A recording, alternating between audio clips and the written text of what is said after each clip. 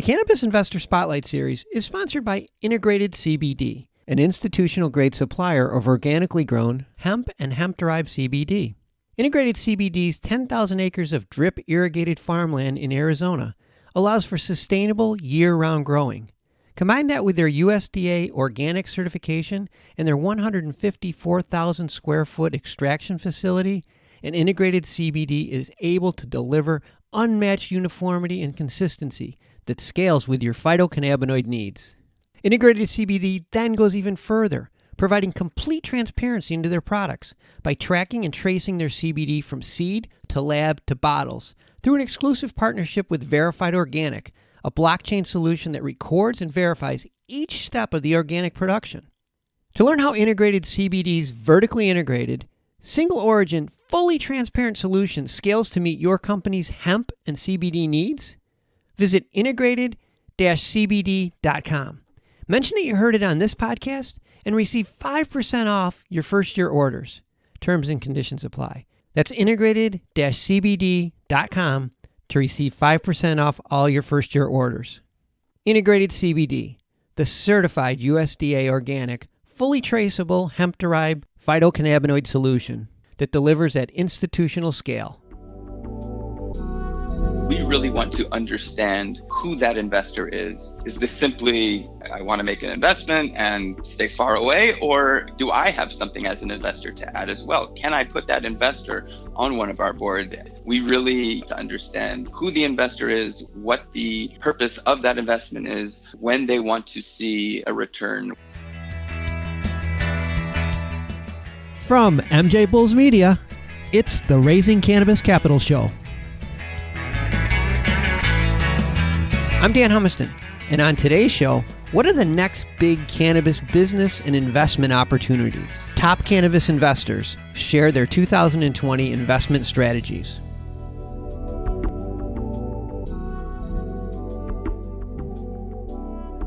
Today we're continuing our Cannabis Investor Spotlight series, and we're joined by David Hess, president and co-founder of Tress Capital. David, thanks for being on the MJBulls podcast. My pleasure, Dan.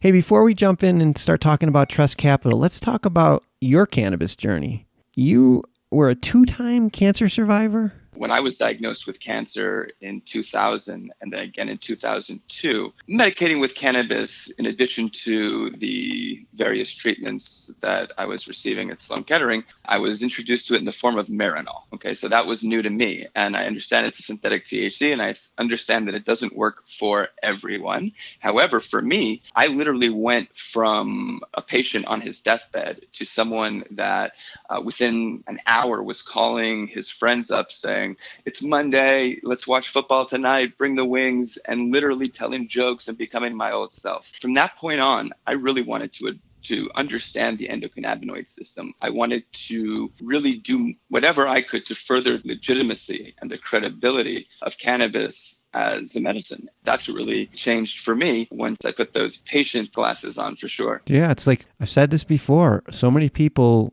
kind of backed into it through some sort of illness. Let's talk about Tress Capital. You know, it was one of the first venture capital firms that dedicated solely to cannabis. And how'd you guys get started? So 2010, when New Jersey passed cannabis laws, and in 2011, one of 6 licenses was awarded to 2 women that approached me and wanted help raising the capital and bringing in the operations necessary to get them up and running. So once that happened in 2011, I had a bunch of friends in my social circle that wanted to invest in similar type of deals.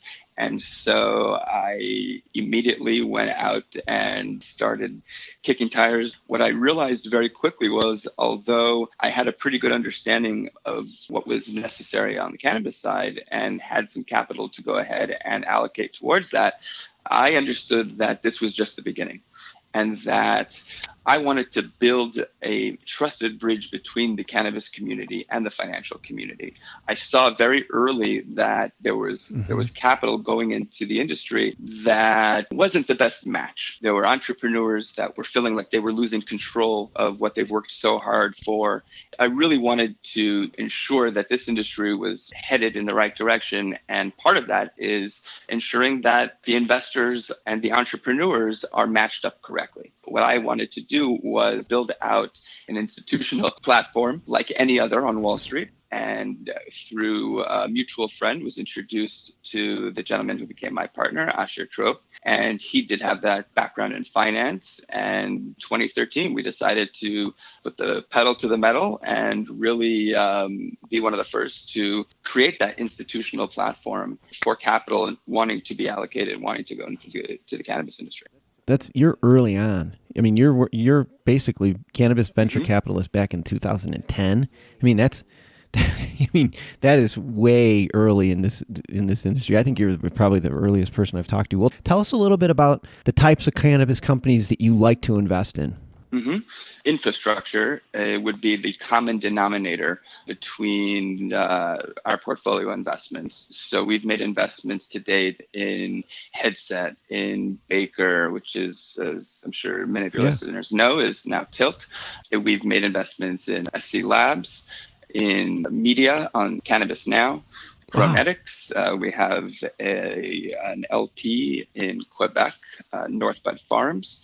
And so for us, and even North Bud Farms, it's not simply just another LP. And so again, everybody that we invest in is really focused on infrastructure and ensuring that when they do better, the cannabis industry does better, and vice versa. Yeah, I know that you've been the lead investor in some of these deals, and then sometimes you're follow-in investor. Headset would be a good example, SC Labs as well. And yeah, we'll get involved early on. The amount that we allocate would be smaller than it would be for reserve for growth capital. So typically we're cutting checks $250,000 and under, $250,000 and under for real early stage seed rounds. And then we will work with those companies very closely, do their follow-up rounds either as a lead or help find the lead, but certainly be a major part of those follow-on rounds. And then we'll also invest in companies that we didn't get in on the early stage as well. And those check sizes will typically range for $1 million plus.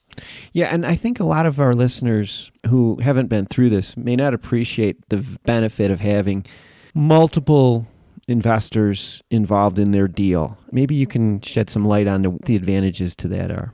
Sure. So angel investors are fantastic, especially early on, and they help institutional investors really get comfortable and understand that there's traction and that others are willing to put some money behind it.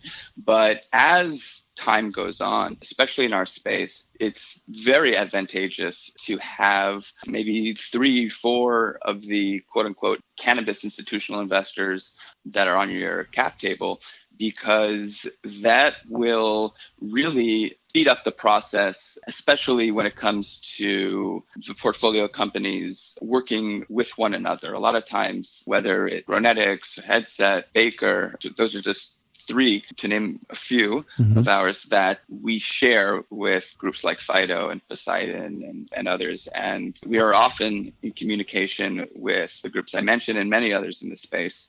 And whether we're allocating or not, it's oftentimes not so much about capital, right? It's about the other areas of support that the investors bring. When we partner up with those in our network, the sum is often much greater. I often say, 1 + 1 in this industry oftentimes equals 10. I want to take a quick break to thank you for listening to today's show. As the leading cannabis podcast network, we're constantly adding new cannabis podcasts to support our industry's growth. And that's why we're so excited to announce our newest podcast, The Cannabis Breakout. The show is about the thousands of Americans who remain in prison for violating cannabis laws that have long since been overturned.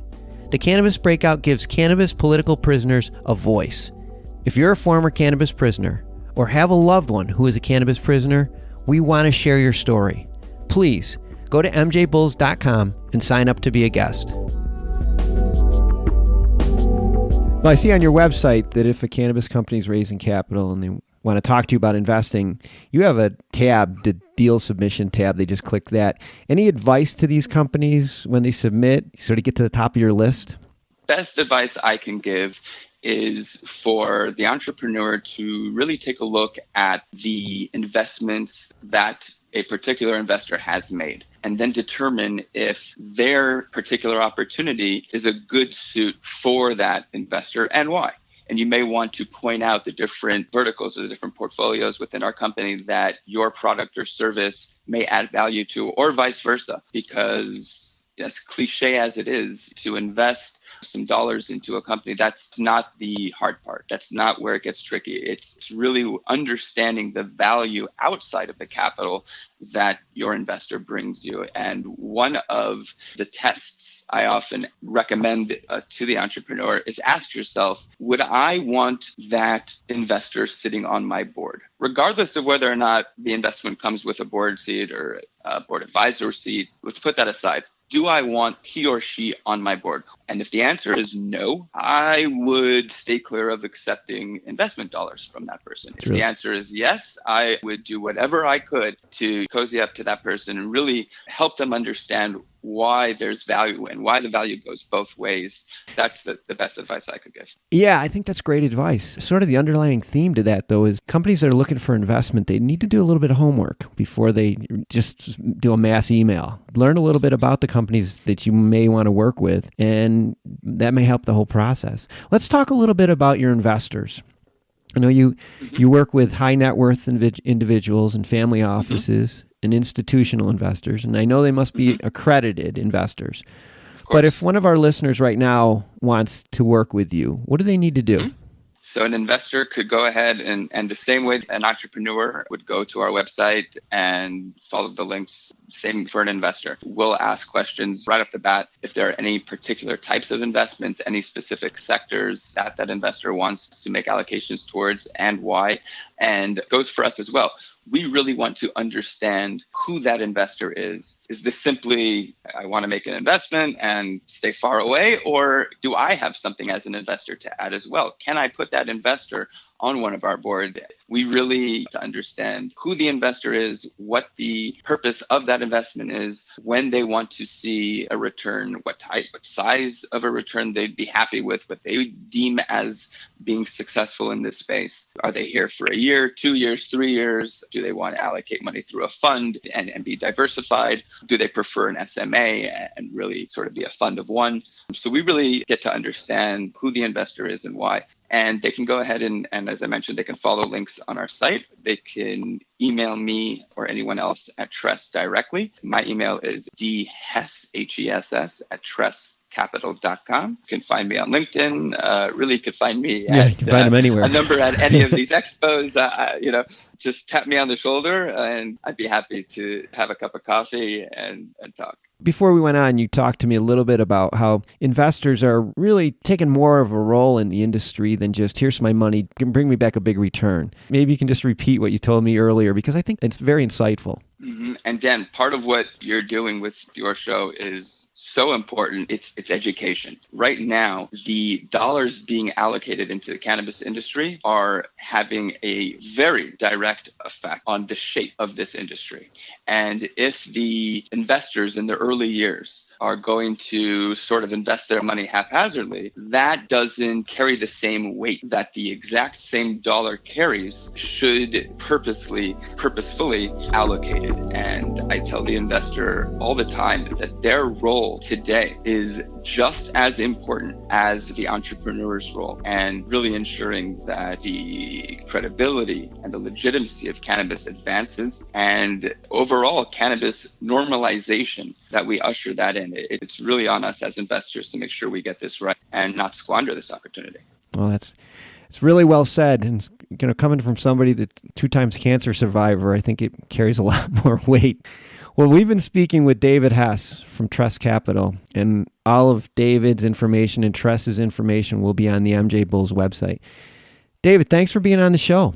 My pleasure, Dan. Thanks so much for having me. And again, thank you for what you do for the cannabis community and the financial community.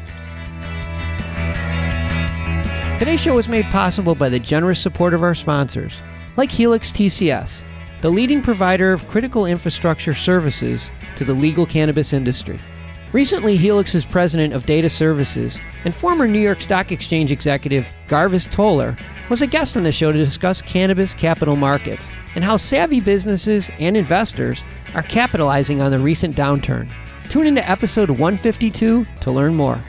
Today's podcast was produced by MJBulls Media, the industry's premier cannabis podcast network, with original music produced in part by Jamie Humiston.